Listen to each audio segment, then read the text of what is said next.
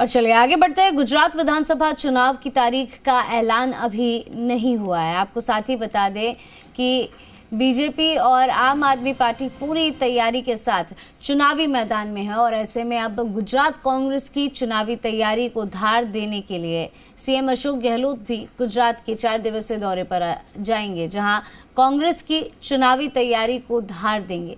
क्या होगा सीएम गहलोत का पूरा चुनावी कार्यक्रम, देखें हमारी इस रिपोर्ट में। गुजरात विधानसभा चुनाव की तारीखों का अभी ऐलान नहीं हुआ है, लेकिन प्रधानमंत्री मोदी और गृह मंत्री अमित शाह के सबसे मजबूत किले में सेंध लगाने के लिए मुख्यमंत्री गहलोत 4 दिवसीय गुजरात दौरे पर जा रहे हैं। गुजरात चुनाव में मुख्यमंत्री सीनियर ऑब्जर्वर हैं और इससे पहले भी वो गुजरात के कई बार दौरे कर चुके हैं, लेकिन गहलोत का ये सबसे लंबा दौरा होगा। खास बात यह है कि कांग्रेस पार्टी में राष्ट्रीय अध्यक्ष के तौर पर मल्लिकार्जुन खड़गे की कमान संभालने के बाद अब अशोक गहलोत पार्टी के भीतर अपनी सक्रियता को और बढ़ाने की कवायद में है। मुख्यमंत्री अशोक गहलोत पिछले विधानसभा चुनाव में गुजरात के प्रभारी थे और कांग्रेस के कई सालों के बाद गुजरात विधानसभा चुनाव में सबसे अच्छा प्रदर्शन किया था। इस बार प्रभारी के तौर पर रघु शर्मा को जिम्मेदारी दी गई है और अशोक गहलोत सीनियर ऑब्जर्वर बनाए गए थे। मुख्यमंत्री अशोक गहलोत कई बार सार्वजनिक तौर पर कह चुके हैं कि इस बार कांग्रेस के लिए हालात ज्यादा सहज हैं। पिछली बार से कहीं अधिक भारतीय जनता पार्टी का जनता के बीच विरोध है, लेकिन इन सब से अलग कांग्रेस पार्टी के लिए आम आदमी पार्टी सबसे बड़ी चुनौती है। पार्टी में नए अध्यक्ष के बाद अब अशोक गहलोत अपनी सक्रियता बढ़ाकर पार्टी के पक्ष में हर संभव माहौल बनाने की कवायद करना चाहते हैं। अब हम आपको सीएम के गुजरात दौरे की पूरी रूपरेखा बता देते हैं।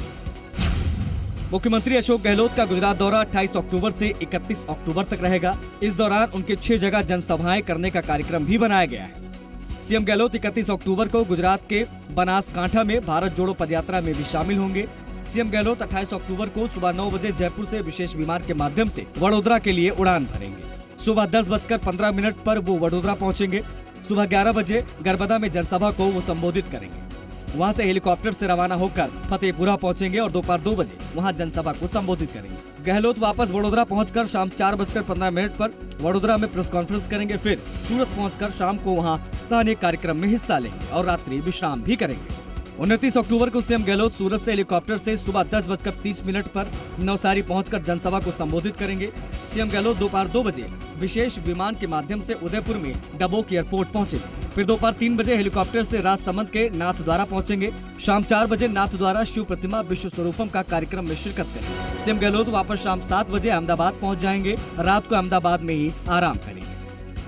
30 अक्टूबर को सीएम गहलोत सुबह 11 बजे हेलीकॉप्टर से बनासकांठा पहुंचकर जनसभा को संबोधित करेंगे। फिर दोपहर 1 बजे सांबरकांठा के खेर ब्रह्मा पहुंचकर जनसभा करेंगे।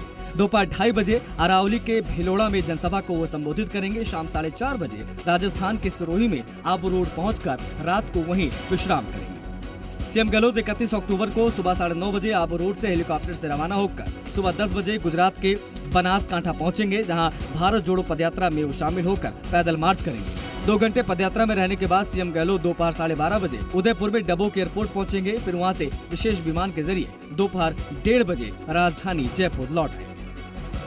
सीएम गहलोत का गुजरात दौरा सियासी समीकरणों को देखते हुए भी खास माना जा रहा है। हालांकि गहलोत को कांग्रेस ने गुजरात का सीनियर ऑब्जर्वर बनाया हुआ है। अनुमान लगाया जा रहा है कि नवंबर के पहले हफ्ते में गुजरात विधानसभा चुनाव की घोषणा हो सकती है। ऐसे में अब कांग्रेस चुनाव में पूरी ताकत झोंकना चाहती है। एक तरफ जहां पूरी कांग्रेस पार्टी राहुल गांधी की भारत जोड़ो यात्रा में लगी हुई है, वहीं दूसरी तरफ कांग्रेस पर गुजरात चुनाव में एक्टिव नहीं होने के आरोप भी लग रहे हैं। ऐसे में अब सीएम गहलोत अपना पूरा ध्यान गुजरात में लगाएंगे, ताकि जो करिश्मा कांग्रेस पार्टी 2017 में नहीं कर पाई वो 2022 में कर दे। ब्यूरो रिपोर्ट, जी मीडिया। और चलिए आगे बढ़ते हैं। आपको बता दें कि राजस्थान के बांसवाड़ा जिले के मानगढ़ धाम पर